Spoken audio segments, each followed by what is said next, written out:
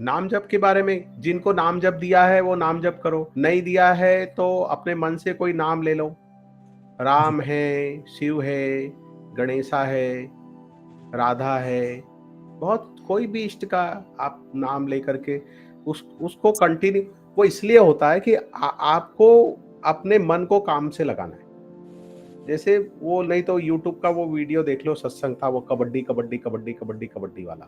तो क्योंकि जितनी आप साधना करोगे उतना फिर मन में ब्ला ब्ला ब्ला ब्ला चालू हो जाता है, उतना मन और पागल बनाता है। तो ये मन हम्म। को पकड़ाने के लिए, मन विक्षिप्त ना हो, मन आपका दिमाग जो है आपको भटकाए ना, क्योंकि वो दलीलें देता है। फिर वो क्या कहता है, अरे ये इससे क्या होने वाला है, पूरा तेरा आधी जिंदगी तो ये पूजा पाठ में जिंदगी खराब हो जाएगी, कमाएगा कब, ये कब करेगा, वो कब करेगा।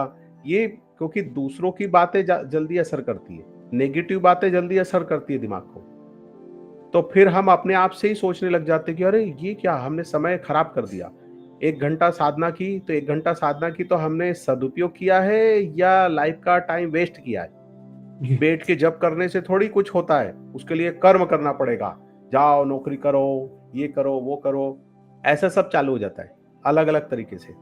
ध्यान करने बैठेंगे तो 1 घंटा ध्यान में समय खराब किया, सच में क्या हमने ध्यान किया तो इससे कुछ लाभ होने वाला है, या 1 घंटा हमने वेस्ट कर दिया, हम कुछ कर लेते इसमें। तो इस ब्ला ब्ला ब्ला को बंद करने के लिए नाम पकड़ाया जाता है। और फिर एक स्थिति के बाद में साधना करते करते अपने आप अंदर से चीजें बदलने लग जाती है। जब बदलने लग जाती है तो तब पता चलता है तुम कुछ करो या मत करो, मरने वाले तो हो ही। कुछ करो या मत करो, छोड़ के सब जाने वाले तो हो ही। कुछ करो मत करो, एक ना एक दिन तुम अपने नाम और आइडेंटिटी और सब कुछ खो देने वाले तो हो ही। तो पकड़ पकड़ के कितना पकड़ोगे, जो चीजें खो देने वाली है उसको पकड़ोगे, या जो साथ जाने वाली है, या अपने स्वरूप को जान लेना इंपॉर्टेंट है जाने से पहले। क्योंकि शुरू में तो यही चीजें सिखाई जाती है कि ये लक्ष्य बनाओ, वो लक्ष्य बनाओ, क्या गोल है, खूब पढ़ाई करो, अच्छी नौकरी करो, नाम हासिल करो, बंगला बनाओ, सोसाइटी में नाम होना चाहिए, इतना धन होना चाहिए, बैंक बैलेंस होना चाहिए, ये होना चाहिए, वो होना, ये सब। और फिर ये सब में पीछे पड़ पड़ के इसी में हम अपना समय पूरा गवा देते हैं। और जब साधना करते 1 घंटा अचानक से किसी आध्यात्म मार्ग में लग जाए और कोई बता दे साधना करे, तो हमको ऐसा लगता है 1 घंटा साधना मतलब अपने जीवन का समय बर्बाद किया हमने 1 घंटा। उससे अच्छा ये सब कुछ कर लेते। तो इतने सब कर रहे हैं, कर करके क्या हासिल करेंगे। तो फिर अंदर से समझ आने लग जाती है धीरे धीरे धीरे। साधना करने से अहम भाव गलित होता है। अहम भाव मतलब मैं सही हूं, मैं सोचता हूं या मैं सोचती हूं यही सही है, जी। ये सही है और यही सही है, ये दोनों में फर्क है। मैं जो सोचती हूँ, मैं जो सोचता हूँ सही हो भी सकता है, लेकिन मैं जो सोचती हूँ, मैं जो करता हूँ यही अंतिम सत्य है, यही सही है, बाकी सब गलत है। ये भाव गलने लग जाता है।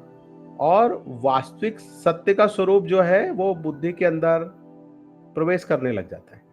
अभी सत्य का वास्तविक स्वरूप हमको नहीं पता है। सत्य का वास्तविक स्वरूप हमने जानकारियों के द्वारा इकट्ठा किया हो। तो जानकारी ज्ञान नहीं हो सकती है। जब वो अंदर से प्रकाशवान होता है, अंदर से प्रकाश उत्पन्न होता है, तो वो समझ हो जाता है। अनुभव और जानकारी इसलिए दो अलग अलग चीजें। साधना करने से वो चीजें फिर अनुभव में आने लग जाती है। अभी तो जानकारियां इकट्ठी कर ली है इसलिए वो अनुभव में नहीं आती है। कई बार जानकारी आपको अनुभव से दूर ले जाती है। ना हम उससे साधना लेते हैं, अब जानकारी इकट्ठी कर ली है कि साधना करते समय नींद नहीं आना चाहिए। तो ऐसा कौन बोलता है, नींद आना चाहिए या नहीं आना चाहिए, वो डिफरेंट सब्जेक्ट है। साधना करोगे तो हो सकता है खूब नींद आएगी और बिल्कुल भी नींद नहीं आएगी। तो नींद आना और नींद नहीं आना साधना का विषय थोड़ी है। साधना करते करते बोले सो गए, अरे ये तो तमस प्रवृत्ति है, तामसिक प्रवृत्ति है, ये नहीं होना चाहिए, तो पाप हो गया। तो ये ऊट पटांग जानकारी क्या करती है, आपको डिप्रेशन में लेके जाती है। अगर आप साधना कर रहे हो तो खूब भूख लगेगी, बिल्कुल भी भूख नहीं लगेगी, अरे ये तो शरीर का धर्म है। साधना करने से आपकी सारी चीजें, मेटाबॉलिज्म एक सिस्टम में तैयार होने लग जाता है, एक सिस्टम के तहत कार्य करता है, तो वो सुधरता है। तो उसकी रिक्वायरमेंट के हिसाब से वो कभी ज्यादा नींद मांगेगा शरीर, कभी कम नींद मांगेगा, कभी बहुत ज्यादा भोजन मांगेगा, कभी बिल्कुल भोजन नहीं मांगेगा। लेकिन हम उसको क्या है, आध्यात्मिक अनुभव और उन्नति से जोड़ देते हैं। कि कोई साधना करते समय सो रहा है, जमाइयाँ ले रहा है, तो फिर ये अच्छी बात नहीं है, गंदी बात है। तो नेगेटिव वे में जानकारी आ गई तो वो उसको तकलीफ दे रही है। अब अनुभव से कोई चलेगा तो वो जान पाएगा, वो समझेगा कि अरे ये इंपॉर्टेंट नहीं है नींद आना या नींद नहीं आना, भूख लगना या भूख नहीं लगना। हमको शरीर के धर्म को उसका पालन करते हुए साधना करना है, तो धीरे धीरे वो उसके पार चला जाएगा। हम क्या करते हैं, बहुत से साधक लोग मैंने देखे जीवन में इसी से ही लड़ते रहते हैं, अपनी भूख प्यास काम वासना से, नींद से, अपने ईगो से, अपने गुस्से से, इसी से ही फाइट करते रहते हैं। तो ये क्या है, ये भी एनर्जी वेस्ट करना हुआ। फाइट ही करते रहते हैं, ज्यादा एनर्जी हो रही है, कम एनर्जी हो रही है। अरे आप उसको स्वीकार तो करो, एक्सेप्ट करो। आप हमेशा उसमें बुद्धि अड़ाते हो, बुद्धि लगा के उससे फाइट करते हो। ज्यादा एनर्जी हो गई, अब मेरा कुछ नुकसान हो जाएगा, या मेरी बॉडी में सहन नहीं हो रहा है, सहन नहीं हुआ तो क्या होगा, एनर्जी लेवल लो हो गया, अरे बिल्कुल मेरे हाथ पैर ढीले हो गए, गल गए हाथ पांव। अब उसको एक्सेप्ट करो, स्वीकार करो, फिर समझो कि ये क्या है। तो धीरे धीरे आप उसके पार चले जाओगे, वो चीजें एक तरफ रह जाएगी और आप उससे तटस्थ भाव में आ जाओगे। क्रोध है, करुणा है, मोह है, ममता है, आसक्ति है, ये सब को आप अंदर से समझने लग जाओगे। हमको किताब के द्वारा इसको नहीं समझना है। काम क्रोध लोभ मोह मद मत्सर ये सब क्या है, इसको हमको जानकारी ले लेके इसको नहीं समझना है। हमको हमारे साधना के द्वारा अनुभव से समझना है। तो जितने अनुभव में वो चीजें उतरेगी उतने समझ को आप उपलब्ध होगे। और जानकारियां इकट्ठी करोगे तो क्या होगा, आप उपलब्ध होने से पहले ही आप उससे दूर हो जाओगे, भटक जाओगे। मैंने कभी भी किसी चीज के लिए किसी को मना नहीं किया, लेकिन मैंने हमेशा फोर्स किया है साधना करो, ज्यादा से ज्यादा मंत्र जप करो, नाम जप करो, क्रिया करो। जितनी ज्यादा क्रिया करोगे उतना, जैसे बोलते हैं ना, जितना काम करोगे उतनी आपकी सैलरी बढ़ेगी, ओवर टाइम मिलेगा। अभी किसी कंपनी में काम करने जाते हो तो कोई मालिक आपको बोलता है टिफिन मत खाओ, गुटखा मत खाओ, सिगरेट मत पियो, बाथरूम मत जाओ, सब करते हैं ना। मालिक क्या बोलता है, तुमको क्या करना है वो करो, लेकिन काम करो। तो ऐसे ही मैं कहता हूं कि अरे आप क्या करते हो क्या नहीं करते हो ठीक है, लेकिन आप साधना तो करो। लेकिन हम इतने बदमाश हैं कि हम साधना से ही जी चुराते हैं। टिफिन के नाम पे हम क्या करते हैं, 2 घंटा हम टाइम पास करते हैं, काम ही नहीं करेंगे, तो फिर मालिक उसकी पगार थोड़ी देगा। साधना से जी चुराओगे तुम तो फिर तुम कुछ भी करते रहो, तुमको कुछ मिलने वाला नहीं है।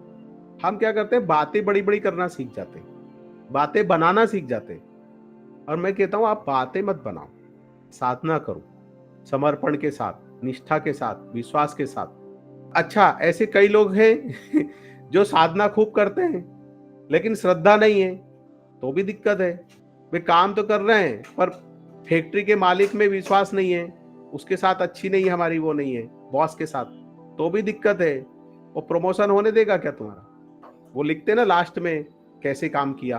तो कई बार लोग बहुत मेहनत करते हैं फिर भी प्रमोशन नहीं होता है। तो दोनों ही चीजें हैं भाई, साधना करो लेकिन समर्पण विश्वास श्रद्धा के साथ करो।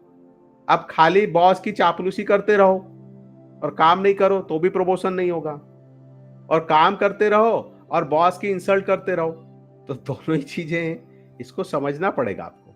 अपनी अकड़ में जप करते रहो, हम जो भी मिल गया है साधना करते रहो, तो उससे क्या होने वाला है, मुझे मेरे काम से मतलब, हम तो किसी की चापलूसी नहीं करते।